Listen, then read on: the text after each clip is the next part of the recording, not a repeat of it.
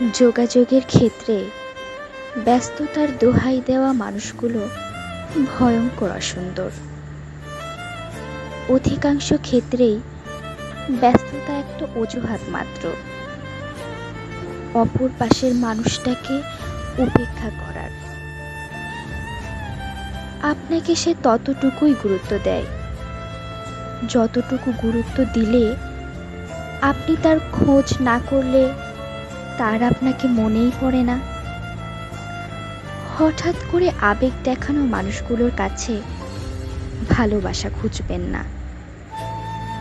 কিছু মানুষ আছে আপনার জীবনে যাদেরকে আপনি আপনার প্রয়োজনেও পাবেন না, অপ্রয়োজনেও না, কিন্তু হঠাৎ দেখা হলে কিংবা কথা হলে তারা আপনার প্রতি ভীষণ ভালোবাসা দেখাবে, অধিকার দেখাবে, যেন আপনাকে নিয়ে তার রোজই চিন্তা হয় ভীষণ।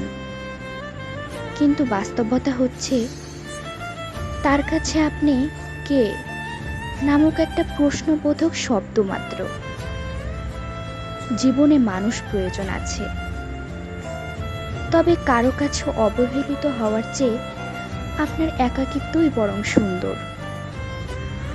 গুরুত্ব না পেলে সেখানে যত্ন বাড়াবেন না, কিন্তু সমস্যা হচ্ছে মানুষ দিন শেষে সেই জায়গাগুলোতেই ঠাঁই খুঁজতে চায় যেখান থেকে তাকে বারবার তাড়িয়ে দেওয়ার আয়োজন চলে।